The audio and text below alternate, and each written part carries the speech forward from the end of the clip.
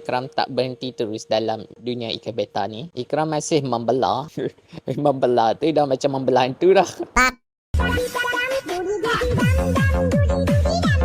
Alhamdulillah, terima kasih kepada Along Vitamin FA dan juga semua sahabat-sahabat Ikram yang komen dan bagi semangat ke Ikram serta mendoakan kesihatan Ikram. Terima kasih hampa. Ni Ikram masih ada beberapa jenis ikan beta yang Ikram keep on pelihara. Antaranya ialah Maticala Half Moon, Maticala HMBK, Half Moon Mascot, Yellow Fancy, Blue Rim dan juga Avatar Hawk. Yang mana kesemua jenis ni Ikram masih ada pair dia tau. Jadi insyaAllah kalau Ikram diberikan kekuatan untuk teruskan dalam bidang ni, Ikram akan keep breeding lah depa. Tapi buat sementara ni Ikram rehatkan diri dulu. Jadi hampa mesti terfikir-fikir, kalau Ikram tak buat beta, Ikram buat apa pula sekarang? Jadi sekarang ni Ikram tengah fokus untuk membina satu projek yang mana lepas ni Ikram akan buat live streaming lah. Jadi insyaAllah Ikram sekarang tengah set up barang-barang dan Ikram akan keep posting, minta hampa semua update daripada hari ke hari. Hampa boleh follow Ikram Hamad untuk tengok perkembangan Ikram yang seterusnya.